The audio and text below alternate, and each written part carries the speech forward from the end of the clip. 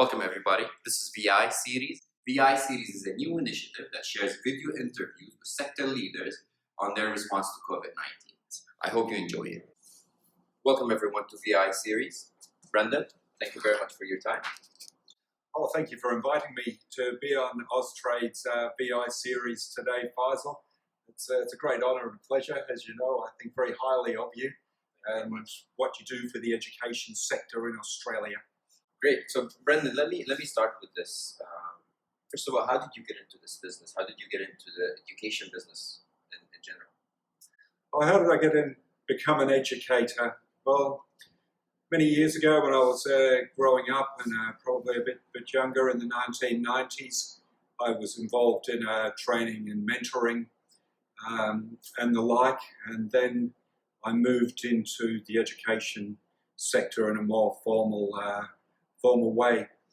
I've been very, very fortunate through my background, but also through a bit of hard work to have worked on and worked in projects educationally wise globally, all throughout Asia, the Pacific, parts of the Middle East, Kuwait, and also now the great Kingdom of Saudi Arabia, where I've been for a number of years.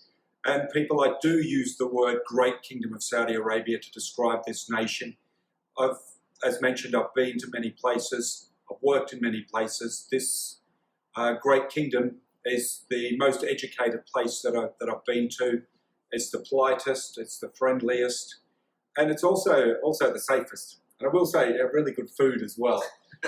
so through here, and also I've done projects with European and American companies, and I've worked at universities, I've worked in the K-12 sector, I've worked in the vocational sector. So that's how I sort of ended up here.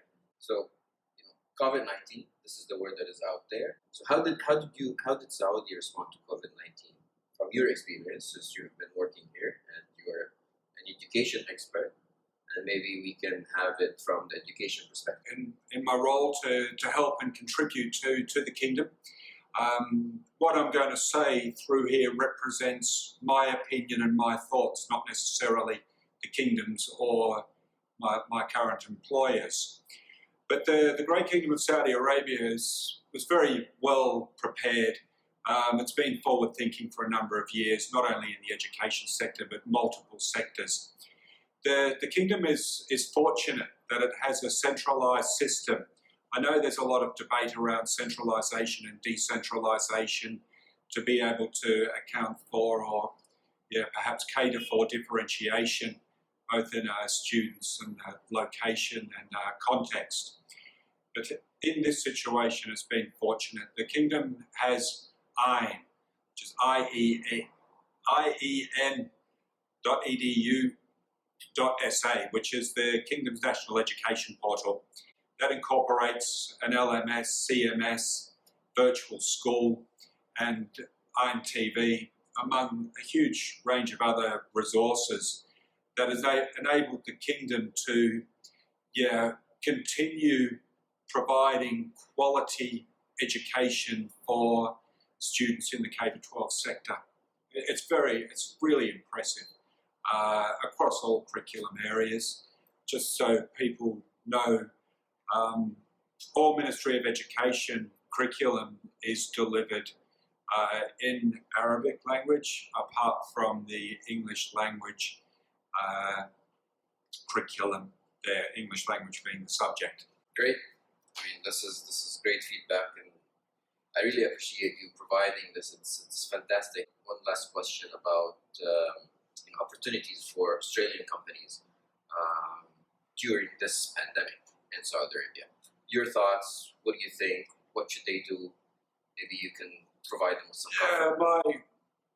My thoughts perhaps don't relate directly to the virus situation, but provide a range of things that Australian organisations may like to consider that have relevance not only to the Great Kingdom of Saudi Arabia, but to other countries and markets as well.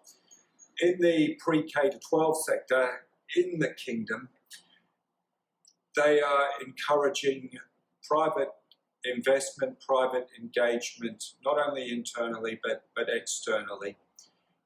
It's something that Australians or perhaps Australian schools may like to consider. As we're all very well aware, a lot of private schools operate in other parts of the world, predominantly in China. I know there's a number of Australian international schools in Vietnam as well that do well. There's schools in the UAE that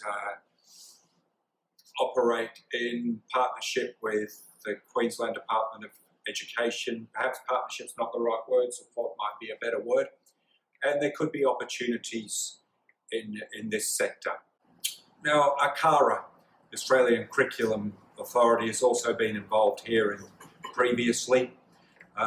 In my opinion, ACARA led supremely as it was moving forward by Dr. Phil Lambert. I hope you don't mind me mentioning your name, sir. You know how highly I think of you.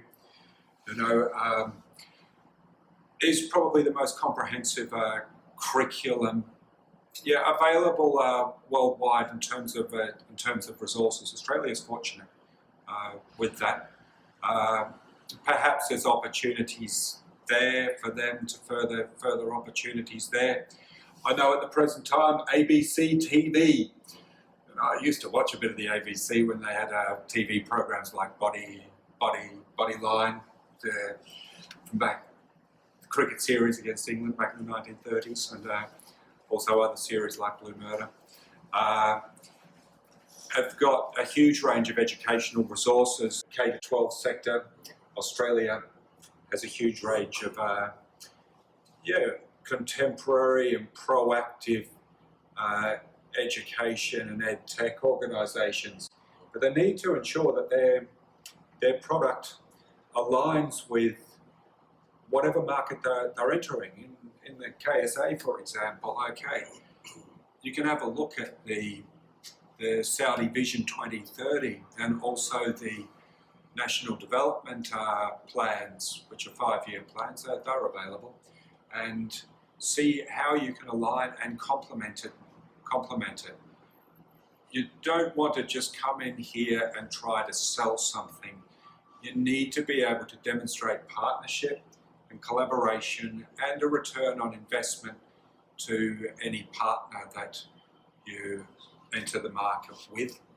There could be opportunities. There's a lot of quality education consultancies here for you to partner with them. That'll save on your expense moving forward. They'll quickly touch on the TVET sector as well. I love TAFE Australia, and I see the vocational sector in Australia being a world leader, and it has been for a number of years, not only on programs but also on preparing and licensing those registered in that sector there. Now, I know I said TAFE, but a leading example of a College of Excellence here is Aviation Australia. It is probably would be the leading College of Excellence in terms of outcomes and registrations in the kingdom. But to be fair, I need to mention another couple of organisations that have done well here. Lincoln College really re-energised the Tourism and Hospitality College here in Riyadh. They have a number of other colleges as well. I'd also like to mention Niagara College as well, and also the Oxford Group. I mention those, one, to be fair, but also anybody in the TVET sector wants to investigate further can see some other operations here, if you like, successful operations. There could be other opportunities in that sector. You might like to look at partnering with some of the private sectors. TVTC has a range of private colleges here. There's been the Saudi scholarship program for a number of years, initiated under King Abdullah. May he rest in peace, may Allah bless his soul. And continued on under the leadership of King Salman and also Crown Prince Mohammed bin Salman, both who, along with the rest of the leadership of this great nation, are doing a superb job leading the nation forward.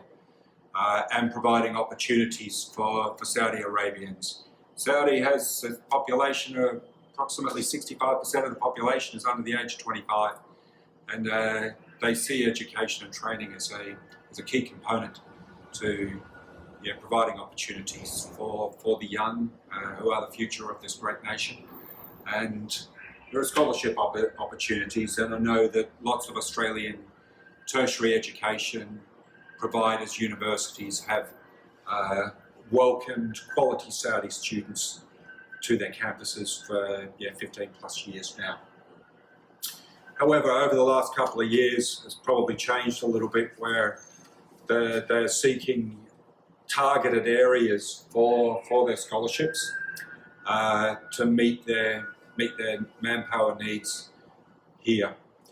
One of the advantages for universities welcoming Saudi students is, particularly in the postgraduate sphere of education, is that you get quality committed students who go to a country to commit to education, and they don't have any sidetracked. They're not getting sidetracked by anything. Some of them take their families as well, and from all reports, the young Saudis that go to school, they make wonderful students, and it provides opportunities for primary schools as well and secondary schools. So have a look at that in those areas. Ministries of Education, Ministry of Health, could be opportunities in the Ministry of Health. I would recommend engaging your local IDP office here. The people at IDP in Saudi Arabia are proactive and good people. Engage them. Might like to call Sami Kassab, by the way, and he'll be more than happy to help you. IDP also run a range of higher education exhibitions, which are very well received here. Research collaboration is another area there. Australian research institutes, both within universities and also outside of universities, such as private hospitals and organisations or entities such as the CSIRO. I see huge opportunities for the CSIRO to commercialise what they do. Before we wrap up, is there anything you would like to say? For sure. Whilst there are challenges presented, it is those organisations who have been forward-thinking, proactive prior to this, and who can really adapt going forward, who are going to thrive, really going to thrive. And that's globally. I'm not just talking about Australia here. On a final note, I just wish humanity, globally, and in some of those underdeveloped countries and those developing countries in many parts of the world, I really hope that a vaccine and also a cure can be found for this virus very, very shortly, because there's going to be some people that are going to encounter a lot of hardship. Thank you, Faisal. It's always an honour to see you and a pleasure. And thanks very much for asking me to do this with you today. I really appreciate it. It's our pleasure. Thank you very much for taking the time, Brendan. It's a really unique environment that we're living in right now, and I think Saudi is doing a great job in containing the virus from spreading. And just like you said, we wish all humanity good health, quick recovery, and hopefully we'll beat this virus very soon.